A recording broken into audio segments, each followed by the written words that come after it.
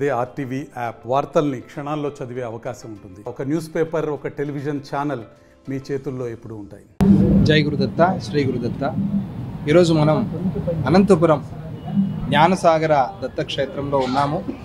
ఇది స్వామీజీ వారు, పూజ్య గణపతి సచ్చిదానంద స్వామీజీ వారు సంకల్పం చేసిన 16 క్షేత్రాలు. దత్తాత్రేయ స్వామికి 16 అవతారాలు.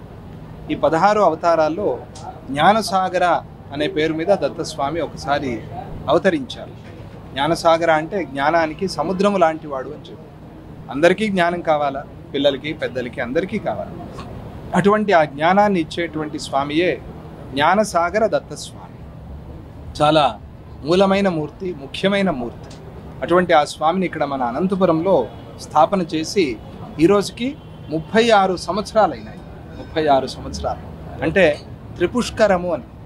12 సంవత్సరాలంటే ఒక పుష్కరం, 2 పుష్కరాలు 24, 36 అంటే 3 పుష్కరాలు. త్రిపుష్కర సంవత్సరం వార్షికోత్సవం బ్రహ్మ కలశాభిషేకం ఈరోజు జరుగుతూ ఉన్నది ఇక్కడ స్వామి సన్నిధిలో. ఇక ఈరోజు నుంచి 4వ చతుఃపుష్కరం ప్రారంభం కావస్తోంది. అది కూడా ఈరోజు ప్రారంభం. దత్తస్వామికి ఇంత విద్వాంసులు చక్కగా హోమాలన్నీ చేసి కలశాలన్నీ స్థాపన చేసి ఎక్కడైతే ఈ పుష్కర సంవత్సర ఉత్సవాలు జరుగుతాయో అక్కడ ఆ ప్రాంతము, ఆ చుట్టుపక్కల ప్రాంతాలన్నీ కూడా సుభిక్షంగా సకాలంలో వర్షాలతో చక్కగా ఆనందంగా ఉంటాయి అని చెప్పి ఆగమ శాస్త్రాలు మనకు తెలుపుతూ ఉన్నాయి.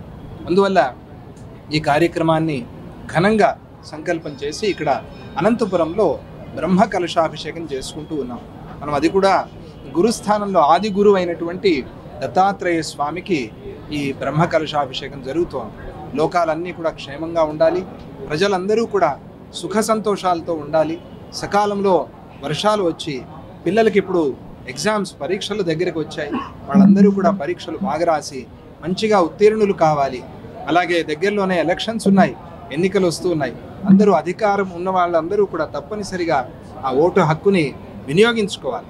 యువతి యువకులందరూ కూడా మంచి మార్గంలో ఉండండి అని ఆ దత్తస్వామిని ప్రార్థన చేస్తూ ఈరోజు వార్షికోత్సవాన్ని మనం చేసుకుంటూ ఉన్నాం. మీకు అందరికీ కూడా శుభం. వీళ్ళందరూ కూడా చాలామంది వచ్చారు, మీడియా వాళ్ళందరూ కూడా మంచి మంచి వార్తల్ని అందరికీ చేరవేసే బాధ్యత మీ మీద ఉన్నది. మీరు కూడా మంచి సేవ చేస్తున్నారు. మీకు అందరికీ కూడా శుభం కలగని అని ఆ దత్తస్వామిని ప్రార్థన చేస్తూ వచ్చి దర్శనం చేసుకుని ఆ స్వామి అనుగ్రహానికి మీరందరూ పాత్రులు కండి అని చెప్తూ జై గురుదత్త, శ్రీ గురుదత్త.